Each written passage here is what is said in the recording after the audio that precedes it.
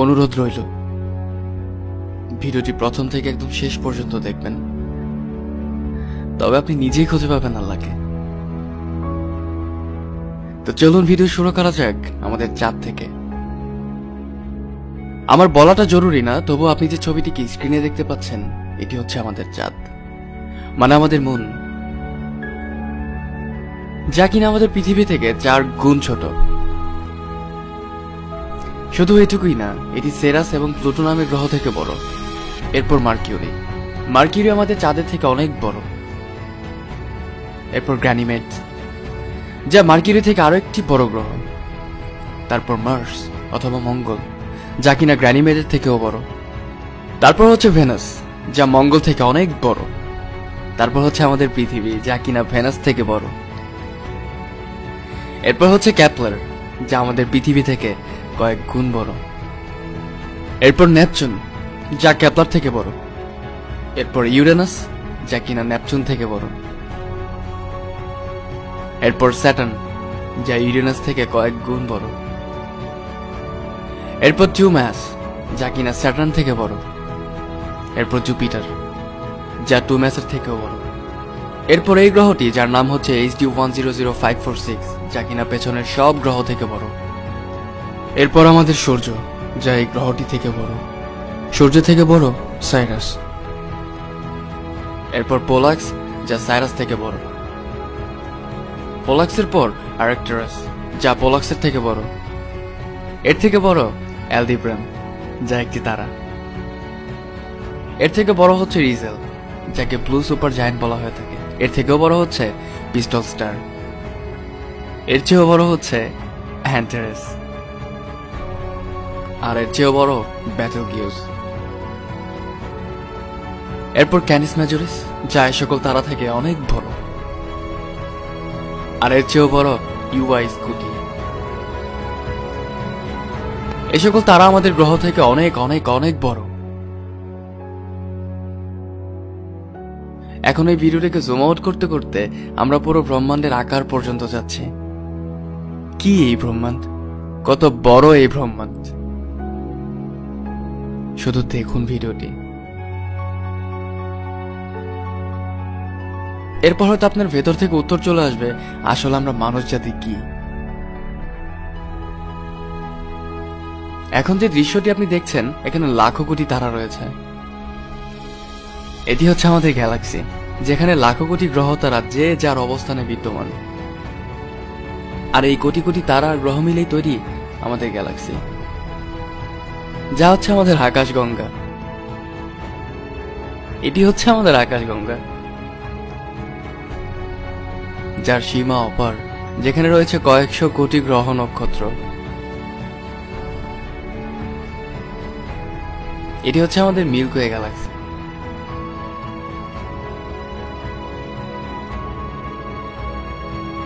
এই মিল্কওয়ে গ্যালাক্সির পাশেই রয়েছে আরো একটি গ্যালাক্সি, যার নাম অ্যান্ড্রোমেডা গ্যালাক্সি, যা আমাদের মিল্কওয়ে গ্যালাক্সি থেকে 4 গুণ বড়।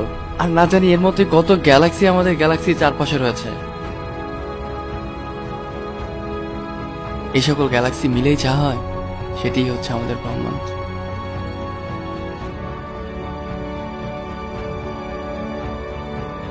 এটি হচ্ছে আমাদের ব্রহ্মাণ্ড, মহাবিশ্ব।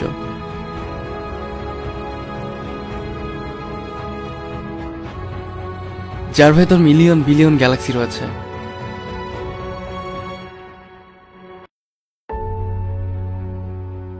এটি হচ্ছে আমাদের ব্রহ্মাণ্ড।